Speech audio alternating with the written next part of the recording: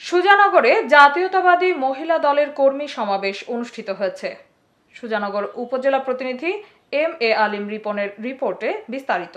সাথে আছে আমি রাজিয়া সুলতান। আপনারা দেখছেন i1 টিভি। পাবনার সুজানগরে জাতীয়তাবাদী মহিলা দলের কর্মী সভা অনুষ্ঠিত হয়েছে। শনিবার পৌর মহিলা দলের উদ্যোগে অনুষ্ঠিত এ কর্মী সমাবেশে প্রধান অতিথির বক্তব্য দেন বিএনপির জাতীয় নির্বাহী কমিটির সদস্য ও পাবনা ২ আসনের সাবেক সংসদ সদস্য অ্যাডভোকেট এ.কে.এম. সেলিম রেজা হাবিব। উপজেলা মহিলা দলের সহসভাপতি লাভলি আক্তারের সভাপতিত্বে সমাবেশে অন্যান্যদের মাঝে বক্তব্য দেন জেলা জাতীয়তাবাদী আইনজীবী ফোরামের সভাপতি অ্যাডভোকেট আরশেদ আলম, উপজেলা মহিলা দলের সভাপতি হাজারি লুৎফুন্নাহার, পৌর বিএনপির সাবেক যুগ্ম আহ্বায়ক অধ্যাপক আব্দুল মোনায়েম, উপজেলা বিএনপির সাবেক দপ্তর সম্পাদক অধ্যক্ষ নাদের হোসেন ও বিএনপির নেতা আহমেদ আলী প্রামাণিক লাটু প্রমুখ। অনুষ্ঠানে উপজেলা যুবদলের আহ্বায়ক সিদ্দিকুর রহমান পিন্টু, সদস্য সচিব রিয়াজ মণ্ডল, উপজেলা কৃষক দলের সাবেক সাধারণ সম্পাদক আনিসুর রহমান খোকন, উপজেলা স্বেচ্ছাসেবক দলের আহ্বায়ক জাকির হোসেন, উপজেলা যুবদলের যুগ্ম আহ্বায়ক শফিউল আজম, আবু জাকারিয়া তরঙ্গ, সাবেক পৌর কাউন্সিলর আবুল কালাম আজাদ, ছাত্রদল নেতা গাজী মাজহারুল ইসলাম, আব্দুস সবুর জয়, আফতাবউদ্দিন সংগ্রাম সহ জাতীয়তাবাদী মহিলা দলের অসংখ্য নারী উপস্থিত ছিলেন। প্রধান অতিথির বক্তব্যে সেলিম রেজা হাবিব বলেন, স্বৈরাচারীদের প্রতিহিংসার রাজনীতিতে বেগম খালেদা জিয়া তার বসতবাড়ি ও পরিবার সহ সবকিছু হারিয়েও দেশ ছেড়ে যাননি।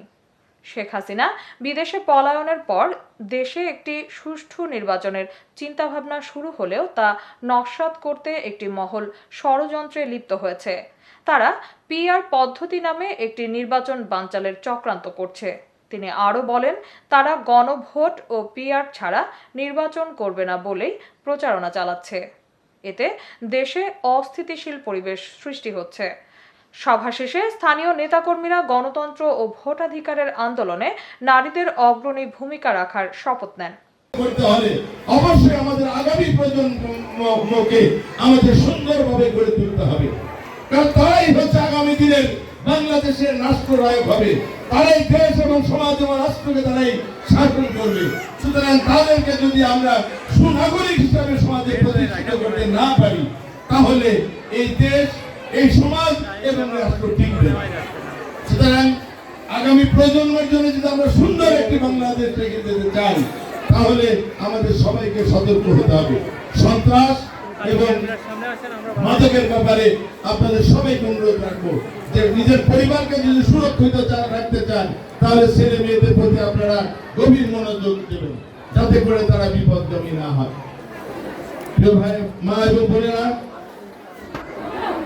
আমরা একটি সন্ত্রাস মুক্ত এবং মাদক মুক্ত সমাজ ব্যবস্থা আমরা করতে চাই। আমার এক বোন বক্তৃতায় বলেছেন, রক্ষক যেন ভক্ষক না হয়। আমরা আপনাদেরকে নির্দ্বিধায় কথা দিতে পারি যে আমরা যেমন আপনাদের রক্ষক না, আপনাদের একজন সহকর্মী, একজন সমাজ সেবক হিসাবে আমরা দায়িত্ব পালন করি মাত্র। সুতরাং কোনোভাবে আমাদেরকে রক্ষক ভাববেন না, একজন বন্ধু হিসাবে ভাববেন, একজন সমাজকর্মী হিসাবে ভাববেন, একজন সহযোদ্ধা হিসাবে আপনারা আমাদেরকে ভাববেন, একজন সন্তান হিসাবে ভাববেন, একজন ভাই হিসাবে আমাদেরকে ভাববেন। কারণ আপনাদের ছাড়া আমাদের কোনো অস্তিত্ব নাই। সুতরাং কাউকে না কাউকে নেতৃত্ব দিতে হয়। একটা পরিবারে যেমন একজন প্রধান থাকে, ঠিক একইভাবে একটি রাজনৈতিক দলেরও একজন প্রধান থাকে, এরপরে অন্যরা থাকে। সুতরাং সেইভাবে আমি আপনাদের একজন সন্তান, কারো আমি ভাই।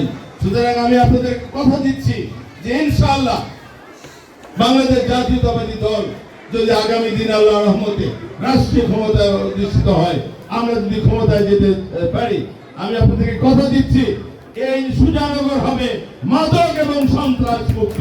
এখানে মাদক আমাদের চাওয়া পাওয়ার কিছু নাই। ব্যক্তিগতভাবে আমি আপনাদেরকে কথা দিচ্ছি, জীবনের শেষ পর্যায়ে চলে এসেছি। সুতরাং যৌবনে যখন চরিত্র নষ্ট হয় নাই, বৃদ্ধকালে চরিত্র নষ্ট হওয়ার কোনো কারণ নেই। সুতরাং কোনো অর্থবিত্ত কখনো আমাকে বিমোহিত করে না। সুতরাং অতীতে করে নাই, ভবিষ্যতে ইনশাআল্লাহ করবে না। আমার একটাই চাওয়া, সেটি হচ্ছে যে আমার নিজের নির্বাচনী এলাকায় সাধারণ মানুষের ভাগ্যের উন্নয়ন কাজ করা।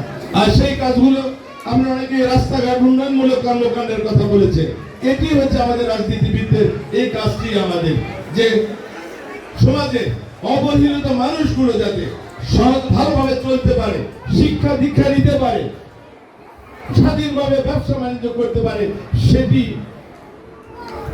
দেখাই হচ্ছে আমাদের দায়িত্ব, অথবা আপনাদেরকে সঠিক পথে নিয়ে যাওয়া হচ্ছে আমাদের দায়িত্ব। সেই দায়িত্ব সম্বন্ধে আমরা অত্যন্ত সচেতন।